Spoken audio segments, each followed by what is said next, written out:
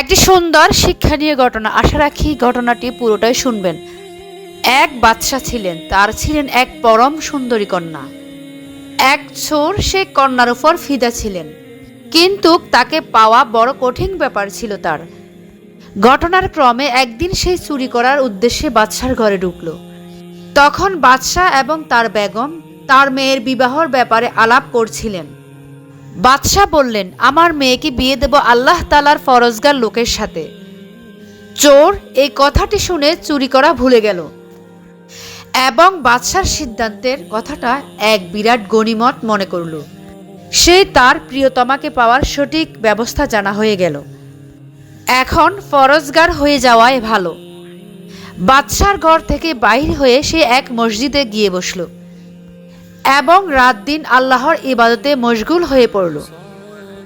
ফলে তার খ্যাতি চারিদিক ছড়িয়ে পড়ল, যেই একজন খুব বড় দরবেশ এসেছে।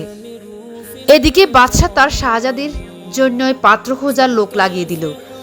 ফরেজগার পাত্র খোঁজার জন্য চারিদিকে লোক পাঠিয়ে দিল।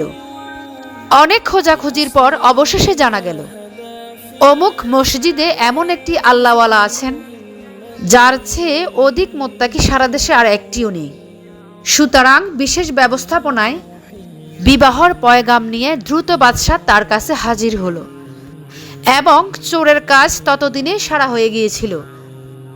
আল্লাহর এবাদতের শান্তিতে তার অন্তর এতটাই ভরপুর হয়ে উঠল, যেই রাজকন্যা এবং ৭ রাজার ধনও তার কাছে তখন তুচ্ছ মনে হতে লাগলো।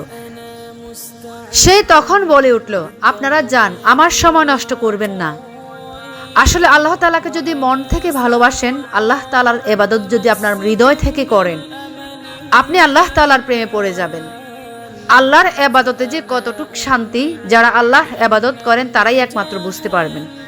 যারা আল্লাহর এবাদতে মশগুল নয় তারা কিছুতেই বুঝতে। আল্লাহকে ভালোবাসলে পৃথিবীর সমস্ত কিছুই আপনার কাছে তুচ্ছ মনে হবে।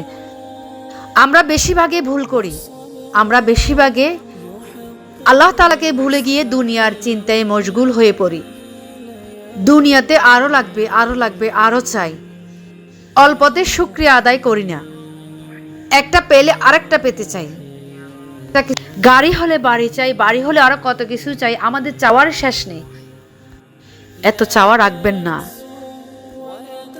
আমাদের প্রত্যেকের উচিত আল্লাহ তাআলা আমাদের যতটুকুই দিয়েছেন ততটুকুই শুকর গুজার করা।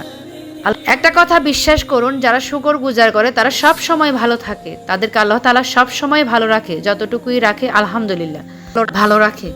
যদি ভিডিওটি ভালো লেগে থাকে অবশ্যই অন্যকে শোনার সুযোগ করে দেবেন। হয়তোবা এই ভিডিওর মাধ্যমে